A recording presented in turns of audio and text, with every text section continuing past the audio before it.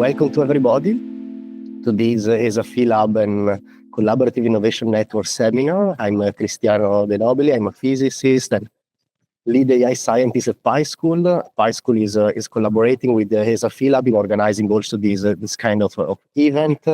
And today we are happy to host Professor Rijn from Leiden University. He's an assistant professor there, and he co-leads the automated design of algorithm group in the Leiden Institute of Advanced Computer Science. And he researches basically and develops method and evaluation methodologies that democratize the use of machine learning, artificial intelligence more in general, with a particular focus on Earth observation application. That's also the reason why we are happy to host him. Today, he will speak about multi-objective auto machine learning.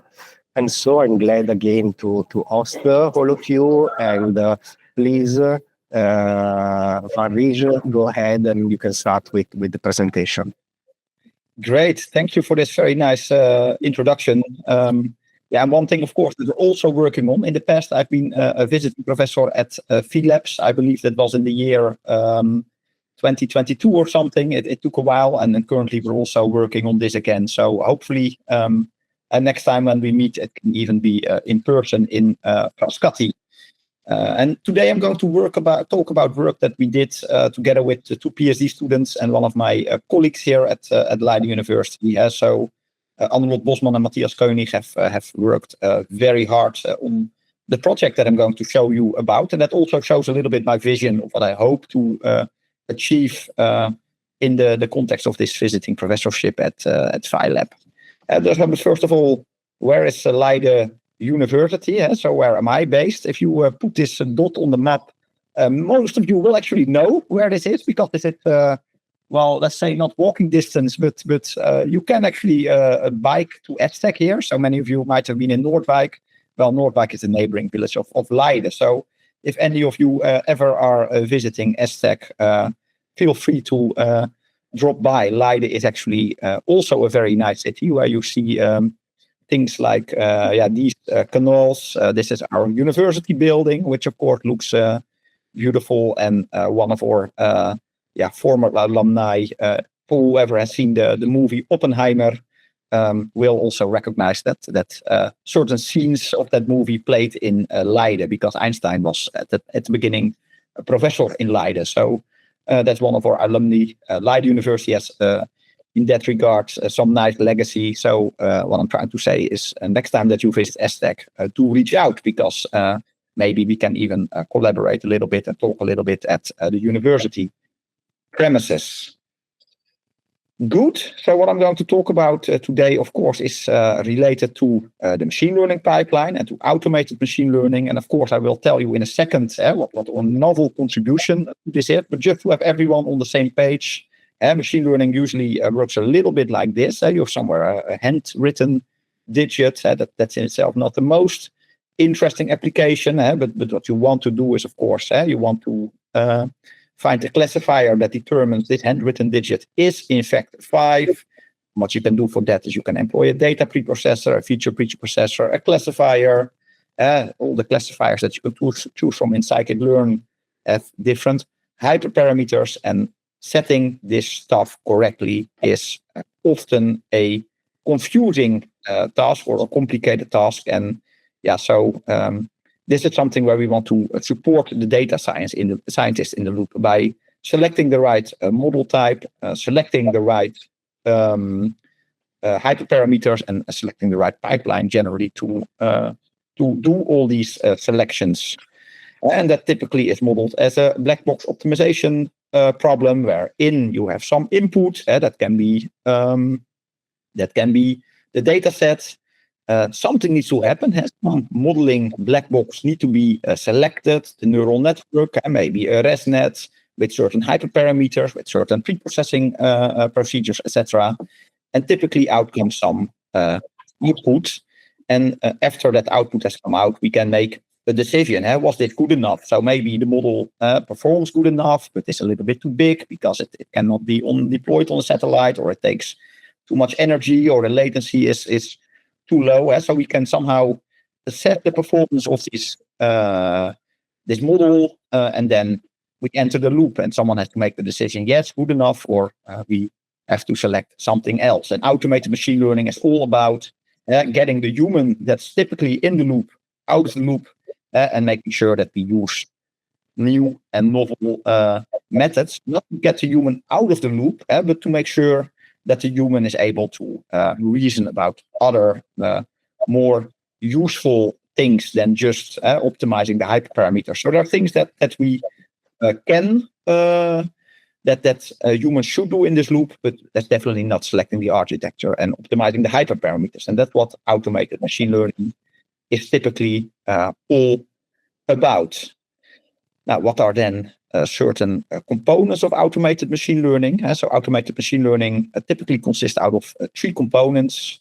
One is a search space. So we have to define the space of all algorithms that potentially are going to solve this problem. And one will be better than the others, or some will be better than others. So we have to define a search space that consists the relevant architectures, and that contains the important hyperparameters to optimize for, ranges of those hyperparameters, what are important ranges, and how to sample from this. And that's basically what's constituted in the search space.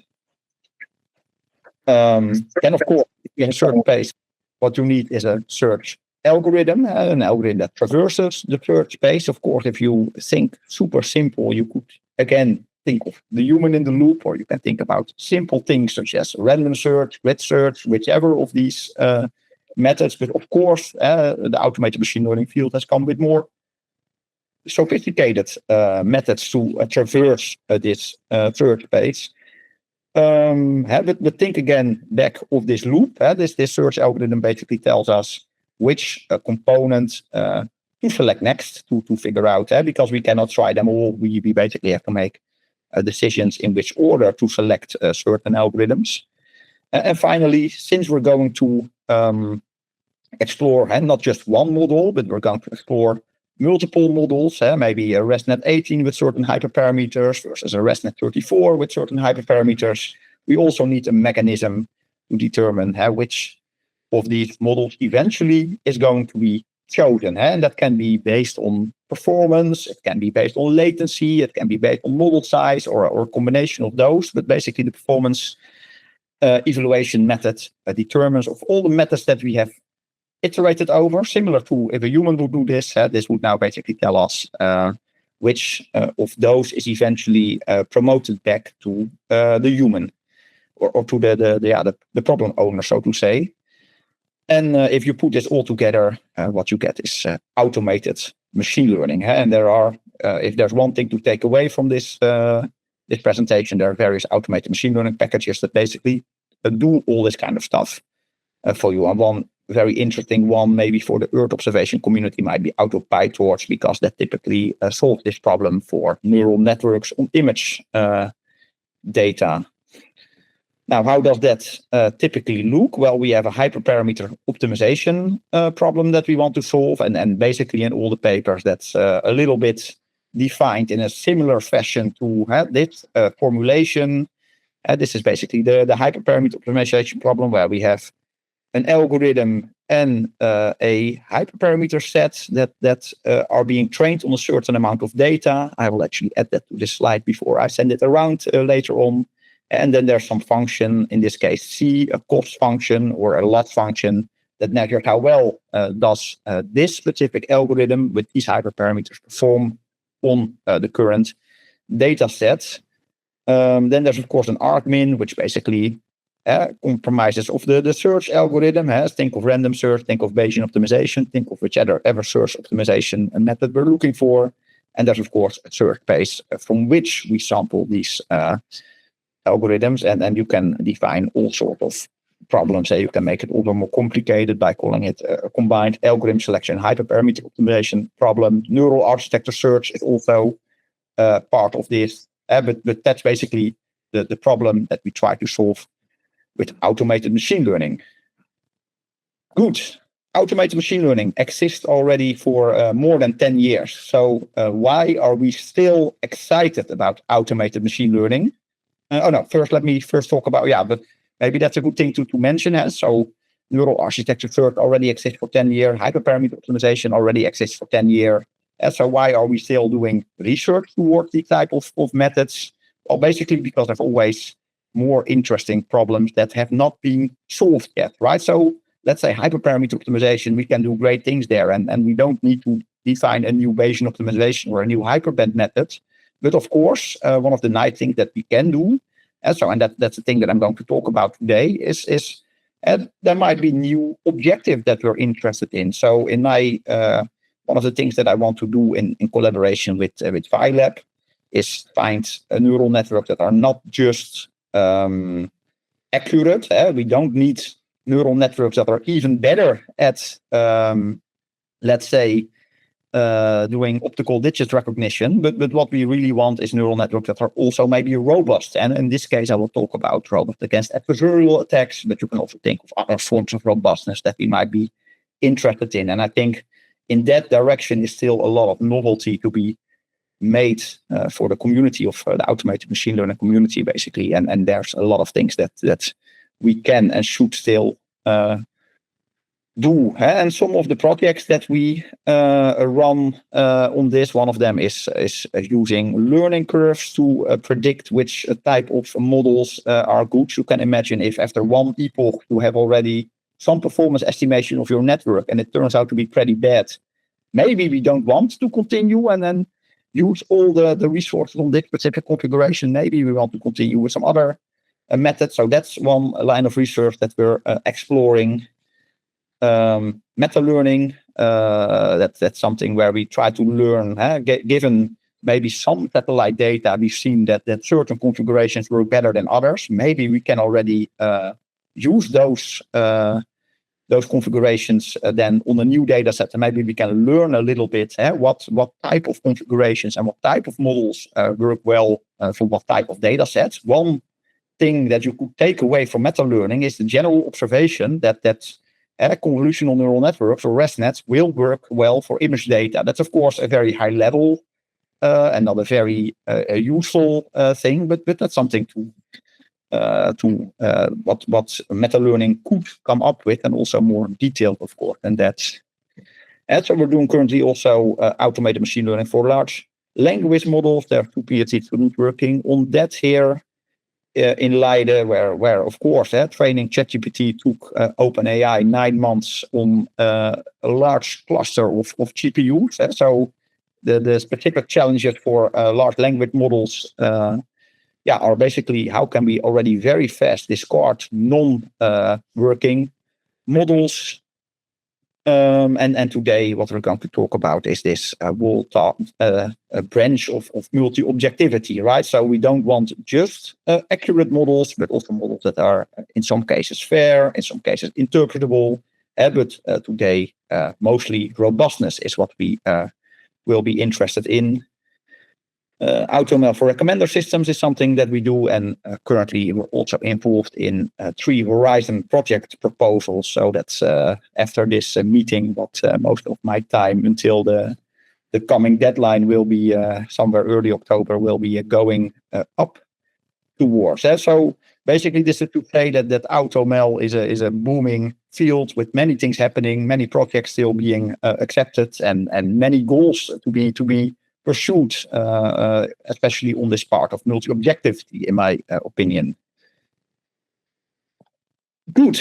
Let's then dive right into it. Why would this multi-objectivity be something that we are interested in? And basically, what part? So here we have again this form of what does automated machine learning consist out of. Multi-objectivity basically comes in this performance evaluation part, where we can then select, where we have to define what type of models to use for what type of problems, for which type of configurations we want to select if we have explored many of those. Now, what is robustness? Currently, we're actually writing a survey paper where we are surveying the literature with colleagues from Warwick, with colleagues from Paderborn. And the answer is, well, the literature is full of definitions of robustness. So if you see here the machine learning pipeline, you can imagine there's somewhere a real world process gathering data. Now, what we then typically do is we gather a training set and we will train a model based on this outcomes.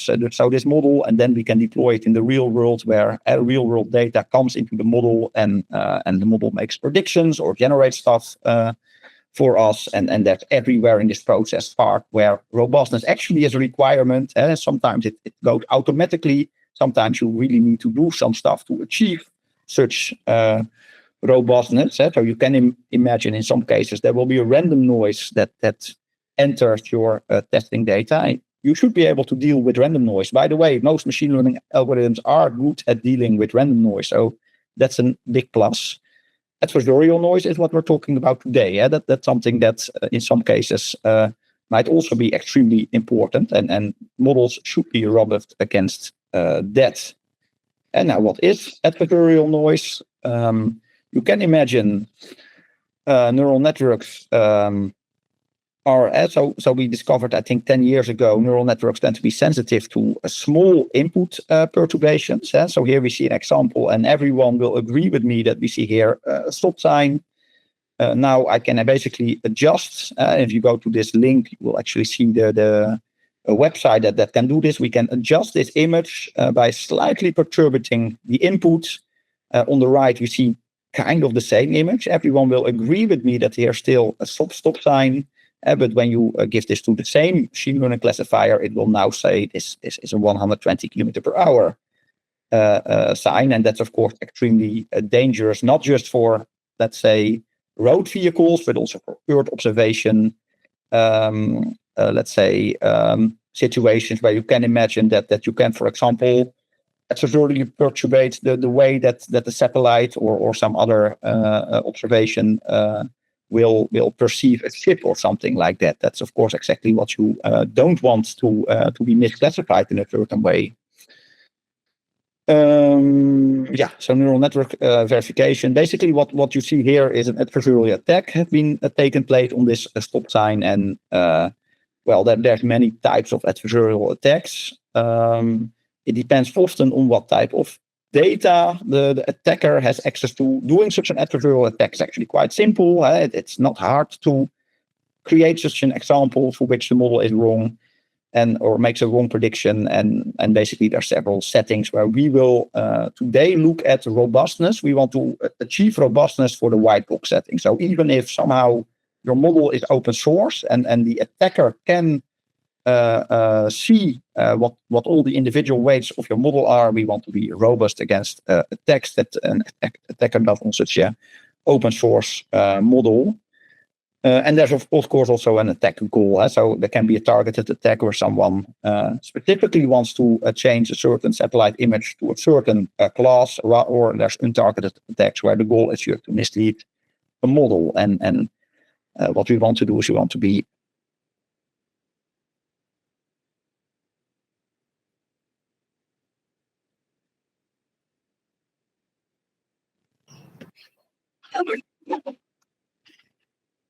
For some reason, I don't know if I'm the only one, I see you frozen. Yes, he's frozen. Okay, so I'm not the only one. Maybe there is some connection issue on his side. Maybe let's wait for a while.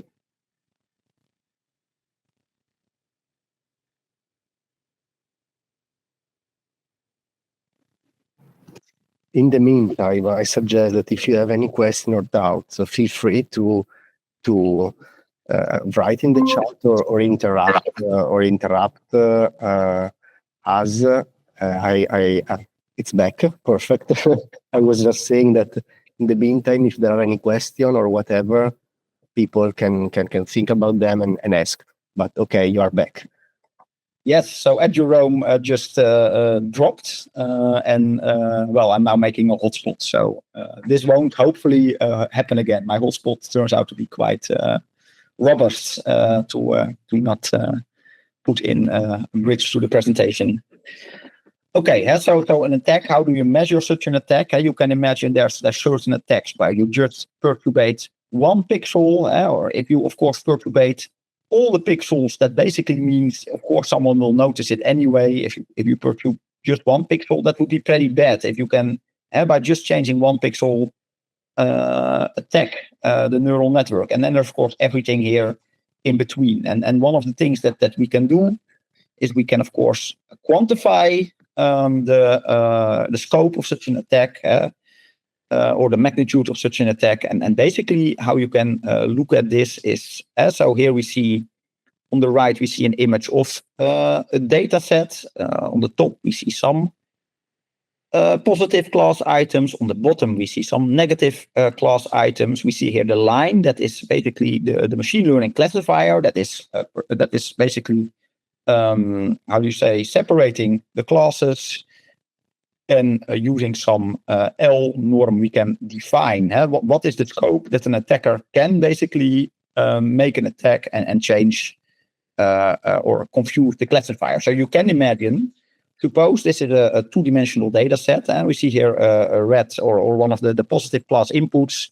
If somehow the attacker is able to deceive this input and change it in two directions that it would have appeared to be here, then the network is confused. And so what is it that we typically do? We define a certain epsilon ball around each of the input images. And you see it here of a certain, let's say, magnitude. In this case, we've taken the L2 norm, but we could also have taken the L0 or the L infinite norm. And basically, if then turns out, so this epsilon norm basically is determining how much do we expect the attacker to be able to perturb an input. And if even with such perturbations, the model is not confused, then we are robust against it. And if with such perturbation, the network is confused, we see that also for four cases, the one that with the red shaded area, then we are not robust and we need to look for a more robust model. In this case, we could have found a little bit more robust model, but you definitely in two dimensions in this case could not make a perfectly robust model. And there's, of course, also ways to deal with this kind of stuff. First of all, there's a famous survey paper by Silva et al. It probably has been updated since 5 years ago, that says there are some ways of making it hard to harden your machine learning classifier against adversarial attacks. Adversarial training is one way of doing so. You can think of, for example, if you want to have a more robust model, you can augment your train set by just adding adversarial attacks to the train set and then train on enhanced data set. Now that turns out to be a way, but definitely not the best way to make your model more robust. And one of the things that we heavily believe in at Leiden University is robustness verification. And robustness verification basically tells us we can verify for a certain network input combination whether it is possible to make an adversarial attack on such a network. Yeah, and what does that look like? Basically, we need to ensure that all the inputs close to a given observation are classified with the same and with the correct label. And formally, that looks a little bit like this. So suppose that our image is called x0. Basically, we see that here in the equation. We need to ensure that for every x that is within, in this case, the L0 norm of the original image, smaller than epsilon, that the prediction f of x is in this case, or f of x0. So this case, the original prediction to the original label, but that then every observation that's close to this instant, to this input image is giving us the same. The network is giving the same label for this instance, and that's basically what we want to achieve. And that looks a little bit. We already saw this. This looks a little bit like this in this visualization. Now, why is this hard? So this seems like something very easy. Why is this complicated? First of all, I've just showed you an image for a 2D data set where we just have two axes. And of course, normal satellite images have thousands, if not millions of dimensions, because each pixel on your data point has multiple channels. You probably have, if you have a 256 by 256 image, already a lot of these pixels and then multiple channels. So that already makes it hard. And also, I've shown here a linear model, and of course, neural networks are completely non-linear. So basically, what comes out of in reality, the situation is way more complicated than this image tries to show us. And to make it even harder, there's different types of layer operations, different activation function. There's many different verification approaches. There's mixed integer programming-based approaches, SNT-based approaches, etc. And eventually, it's just computationally very complex. So that's so this property, we want the networks to be robust. In order to be able to be robust, we need to verify whether a network is robust, and making this verification step is extremely computational complex. And that's basically what we have work on to address this in a certain way. And so what does such a neural network verification workflow look like? You can imagine here is a neural network. Then we have a certain input instance, in this case, just something taken from ImageNet. We put that together to a verification property, and that goes into the verification engine. And many of those exist. We don't develop them ourselves. We're using them basically at Leiden University. And then after some computational time, basically the verification engine will set either we're robust on this instance or we're not robust on this instance.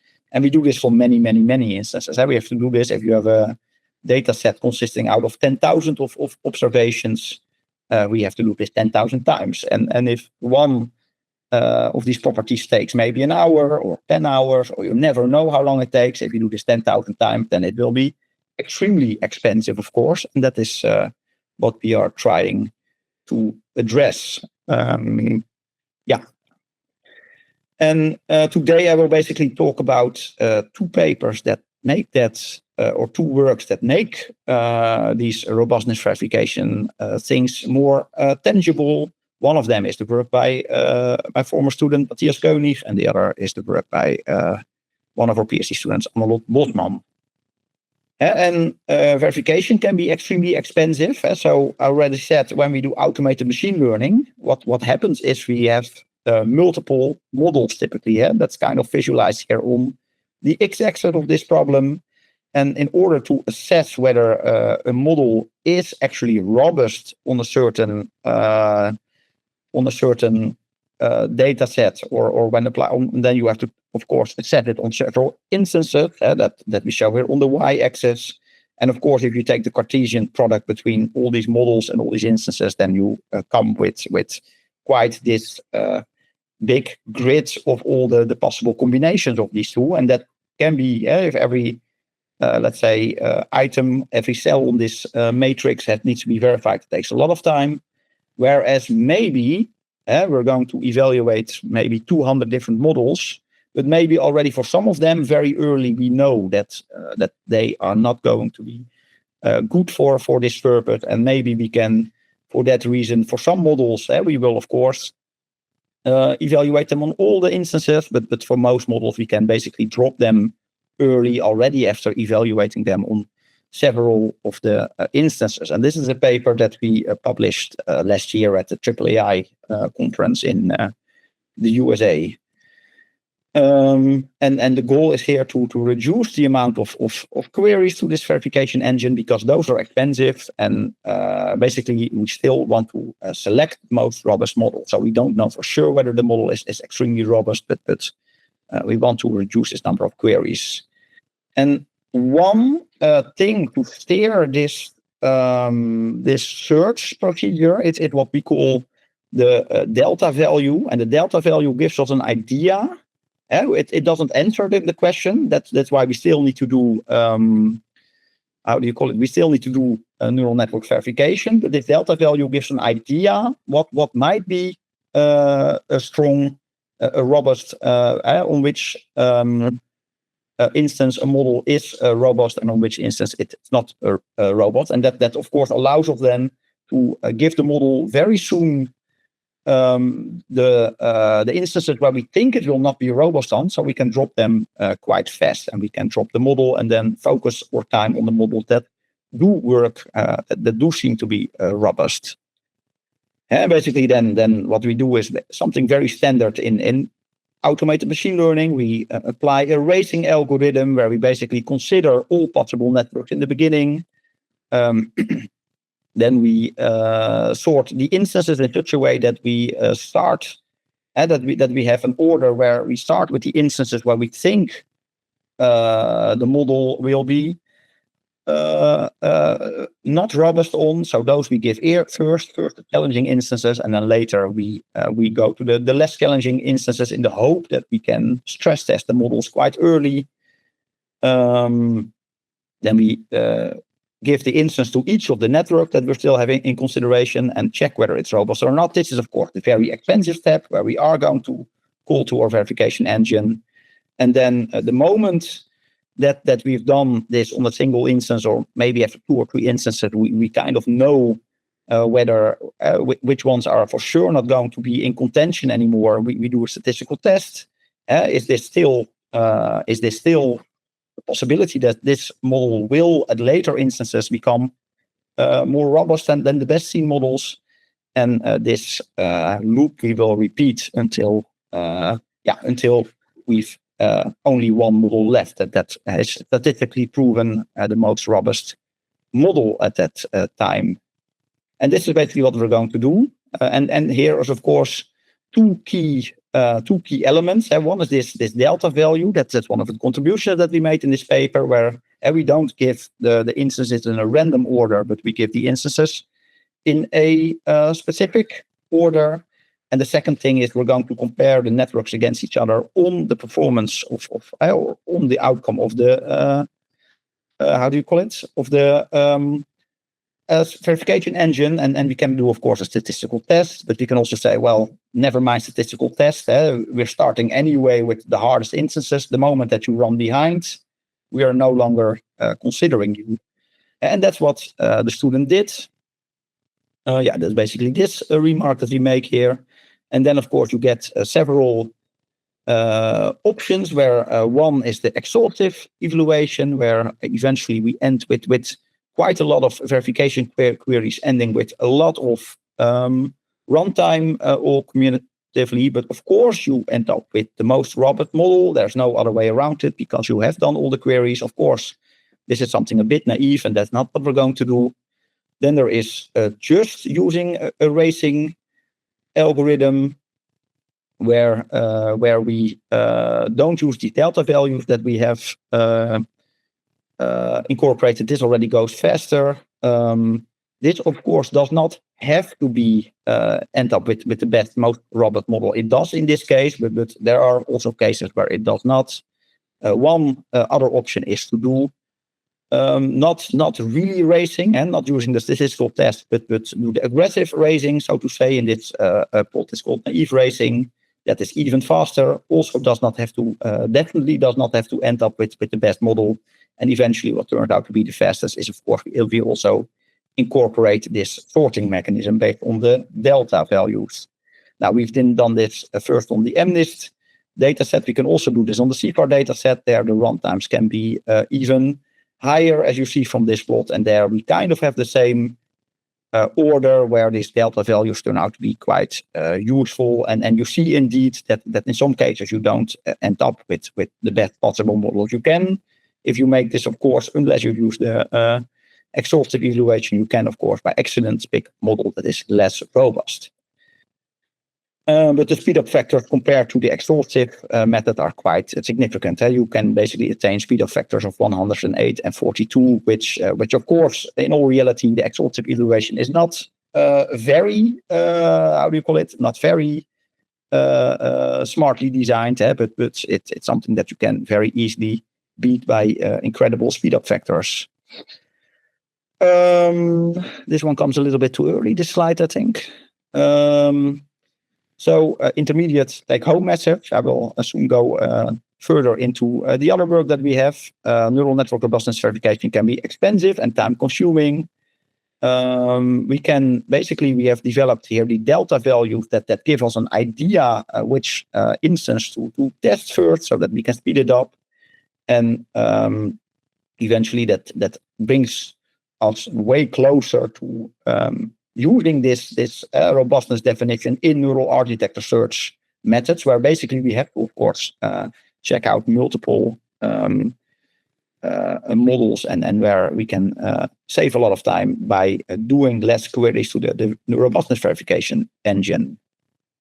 Good. Those were the intermediate take-home messages. But so far we've looked at what the community thinks or has converted around what is a good definition of robust accuracy.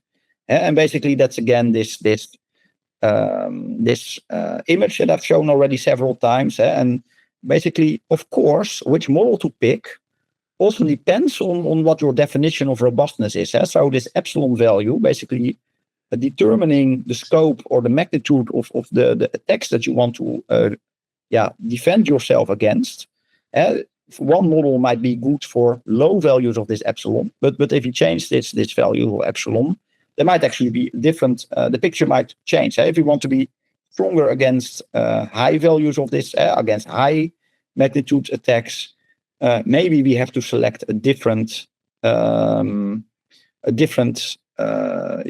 to guard against. And that's something where a lot of subjectivity and a lot of design choices come in. So this epsilon value in itself is kind of a bit annoying. We don't really know how to set it, and then kind of once you set it, you are kind of your whole experiment will depend on it. Now for that, one of our students developed what we call the critical epsilon, and rather than setting a specific epsilon that we are going to verify, are we robust for this specific epsilon, yet or no? Basically, what we want to do is we want to know per instance what is the maximum amount of perturbation that we can tolerate before and guarantee that there's no misclassification. And that will basically mean if we do that for all the observations in the data set, then basically what we can create is a distribution, an empirical distribution of how robust is this model actually. And now we're no longer depending on this specific epsilon value. And then what does this basically look like? Well, we will see that here. So here we have two neural networks, in this case trained on the MNIST data set, but we're currently extending this with a student who I also saw in this room to be applied also on Earth observation data sets. We have here the MNIST network and the ReLU 4024 WIT network, and basically this is then what those critical epsilon distributions look like. And you already see something very interesting in the sense that to me it is not clear which of the two networks I would have to pick, right? So on one hand you could say, well, the ReLU 4024 seems better. You want the higher values are better because then we have a larger epsilon ball, and basically that means that we are generally more robust. So that's what, if I were to deploy a neural architecture search method, it's probably what I would be looking for. But it's not in all instances the case. It's not that one is on the Pareto front over the other, which already adds some layers of decision that the human needs to make to the equation. And so basically, if we do this on many networks, this is what the situation could look like, right? So there are some networks that definitely are not in contention. So this is clearly a network that we don't want to employ. But this seems like a reasonable network, this MNIST network, but also this ReLU network seems reasonable. And which of the two is better? That's just unclear. It depends a little bit on the use case, or on eventually, if you set then of course the epsilon value, then you can of course based on this make a decision. But of course this gives you a way richer assessment of which model to deploy and which model not to deploy if your criteria is robustness and accuracy. Of course in the EO community we have way more criterion beyond that. Now, and how do these distributions compare? Well, it's pretty obvious that there are instances on which one is better. There are instances on which the other network is better. And basically, we see here two examples of two networks where there are just where you see the CBF plots and where you see that possible complementarity that you kind of saw, or that you can even plot in this detail when you use these robustness distributions. And of course, then you can also now we can measure how robust a network is on a certain use case. We can also measure the effect of certain neural architecture search methods that we can employ on the robustness. So one of the things that we can then ask for ourselves. I already told you about adversarial training, that's a method to make your network more robust against certain forms of adversarial inputs. We can actually measure this using the robustness distributions. And here we see one network that is trained using 3 different adversarial training strategies, or actually the vanilla training point, which has no adversarial training, then a certain adversarial training method that should make the network more robust, and another hyperparameter that was selected. And here we see a very clear effect where when you set the adversarial training hyperparameter not properly, then, well, not a lot happens. Of course, the distribution looks different, right? So generally some things have happened, and that's pretty cool. But clearly there was also a hyperparameter configuration that we could have set, and that actually led to a way more robust network. And of course, now you can measure this, and we have trained the network 3 times. It's pretty obvious that we would have selected this trained version of the model.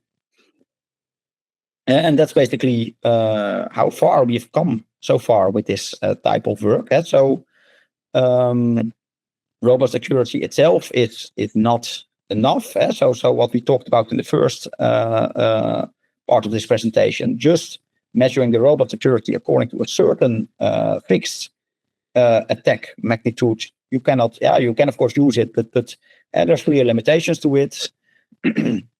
Using these critical epsilon distributions, we have this more nuanced view on which model eventually to select. And now, basically, the challenge that I am giving the students that we also hope to send to Trustworthy and to PhiLab for this.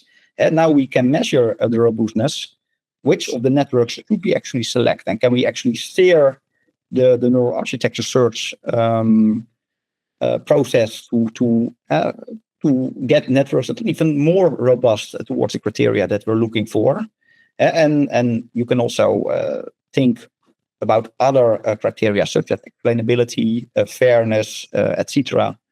So basically those are the challenges that we're dealing with today. One more slide that I actually skipped over because I put it at the wrong point. So what is the tool that I quickly want to highlight the tool that we've developed for this. So for measuring the robustness distributions of these networks, I've placed a QR code here. Please do take a screenshot, and please do visit this library. It's called Verona, and this is basically the framework that we also hope to use and develop further with the students that we are sending to Frascati. And if you please try it out, and if you have any questions or remarks on it, please also do let us know. With that, I'm going to end what I had to say, and let's discuss. Okay. Thank you so much. I noticed that in the chat we have already a question, and maybe you can read it. Otherwise, I can read it for you. It's about slide number 12.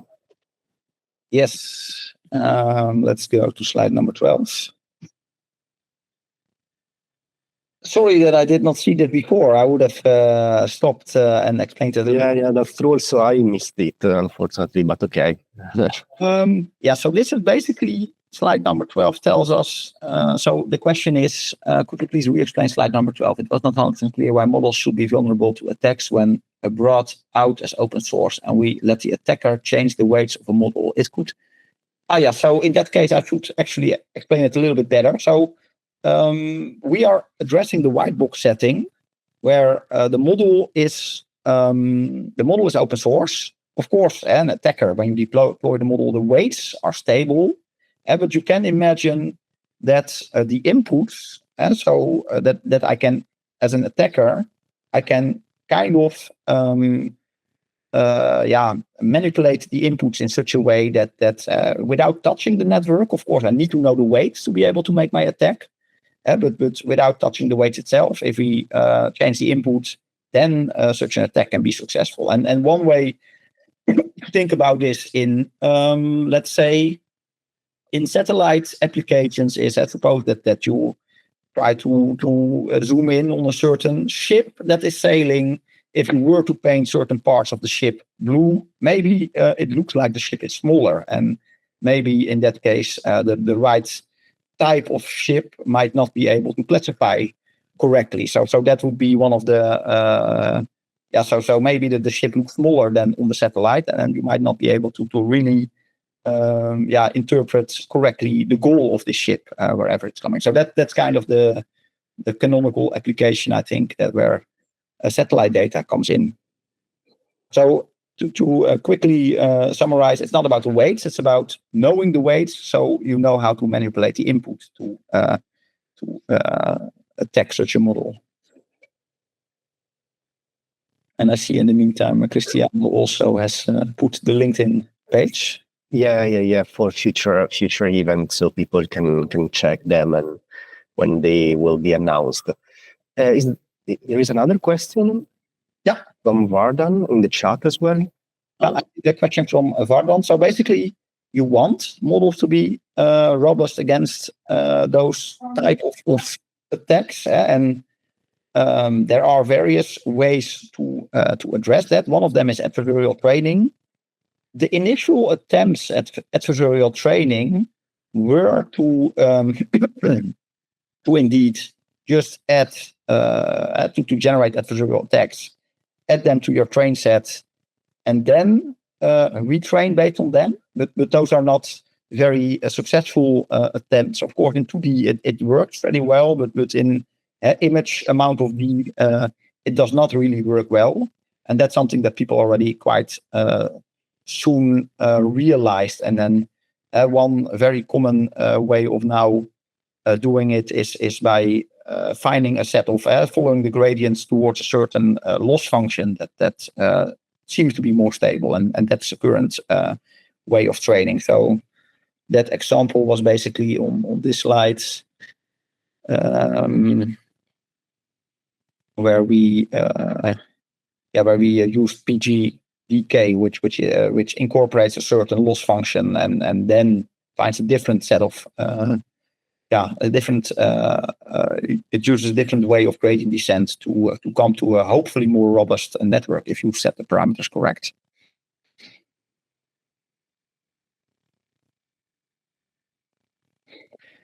And then next from Ivar, who hopefully will get the opportunity to interact with you also in person during the next semester. In adversarial training, is computation cost a limiting factor when including robustness to the loss? So it depends, right? For adversarial training, yes. If you add robustness to the loss, that does make things a little bit slower. However, when you do things like neural architecture search, basically you're not going to train one, you're going to train multiple models. If you're going to combine neural architecture search together with this robustness verification, then robust training is actually a very positive thing, right? Because you're zooming in on networks that are going to be robust anyway. When you do neural architecture search combined with robustness verification, in many cases, your bottleneck will be this robustness verification. Of course, we also have ways around that. I've actually developed progress towards that. So for a long while, we thought robustness verification was basically the key, and a lot of our works basically use a formal way of verification where you really use this verification engine, which might take seconds, and it might also take several hours or even more than that. Currently, we of course also have work where this verification engine is taken out of the loop, and where we assess the robustness in a way more efficient way, but then we're no longer formally certain of the robustness. We just assess it, but that's our current way, and then this all goes a little bit faster, and then computation costs of the bottleneck might shift back to the training time. And yes, robust training does cost additional time. Yes.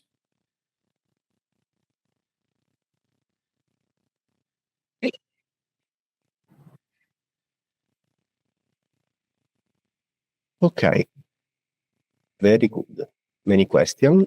If you have other questions, feel free also to unmute yourself or write in the chat. We have still some minutes.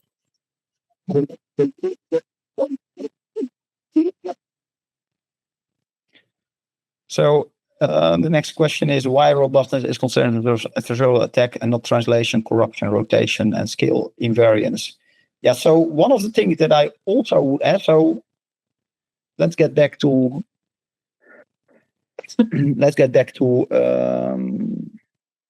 the original slide where basically we have shown several types of robustness that you want to address, and basically, one of the things that we figured out when we were doing this robustness, this survey on what definition of robustness exists, there are just many definitions in the world, and one of those, and I think the literature is very extensive. This is adversarial noise, but another type of noise could be random noise. The nice thing, of course, if you're robust against adversarial noise, you are also robust against random noise, which is kind of a nice property to have. Eventually, one of the visions that we have in Leiden is if we want to develop models that are robust against many of these definitions. What are the prevalent definitions? I would definitely say generalization robustness, of which, by the way, the definitions are a bit hazy. And this is definitely one that we should absolutely be robust against. So you can imagine that when you deploy a satellite, of course, also the world changes, the atmosphere maybe changes, the model of the satellite changes. It can be very much the case that your satellite, the performance of the model degrades over time while being robust against such changes. That's, of course, eventually the vision that we want to work against. So the goal is to be robust against, let's say all of these notions, whether that's on short term or on the medium term or on the long term. That's a good question, but I think that's definitely a very good point, and that's definitely part of let's say the roadmap that we have lined out for this.